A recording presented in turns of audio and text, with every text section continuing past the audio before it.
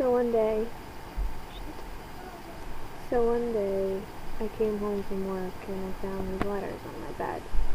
And it totally freaked me out because I thought that they were like, honestly, I thought they were a suicide note.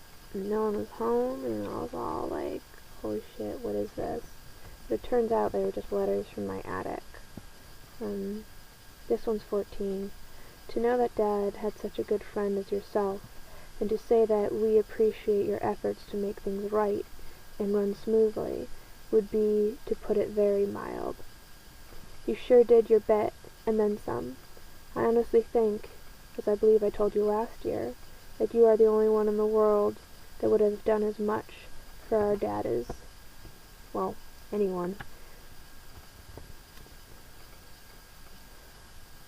I'm honestly sorry to think that you have been rebuked for helping him. There is much consolation, at least, that the ones who would knock a person for doing as much as you did are only knocking themselves. Obviously, there's quite a few pages, and they all have this tight, cramped writing that I can only sort of hear, and seeing them again made me think about my attic, and how I always used to poke around up there, but I never actually went through some of the older boxes, and it made me kind of want to go explore again, because there's always, something new up there, something that I hadn't seen before, even though I spent one entire summer up there. Not the whole summer, but I slept up there. I dragged up an old futon, and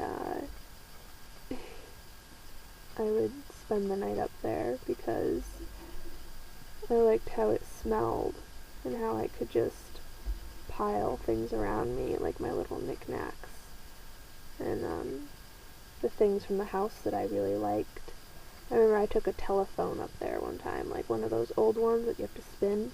It was red.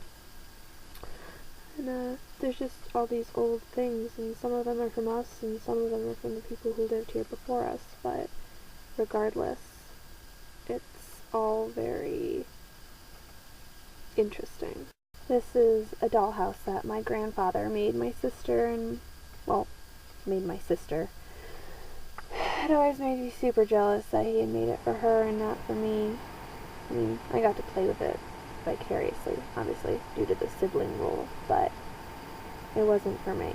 It was for her. It's things like this that make me love my attic.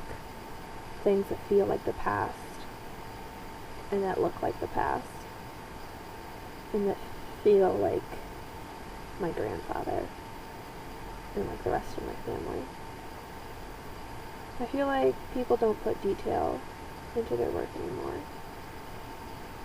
I feel like no one cares if there's a tiled floor in your dollhouse, or if the door moves, or if there's a little balcony off the front. It's things like that that I love. And it's things that, really make y'all nostalgic. I used to imagine that the dolls I put in there would move while I was asleep. And I used to imagine that I would put my kids in that someday. Yeah.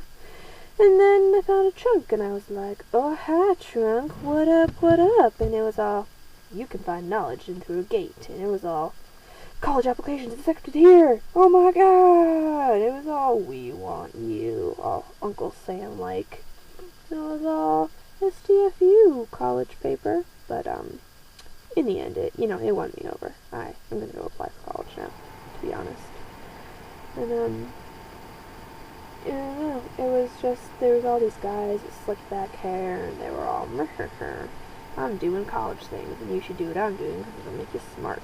And that was all, what's restricting you, or something like that. I was all, I have no idea. And then there was these bank statements from Darcy Wilson, and I was just thinking about how none of that money actually even matters. And there is this German book, and it was I think it was for school, or it was for someone learning German. There was words written in it, translations of certain things like opposite and weak and ambition.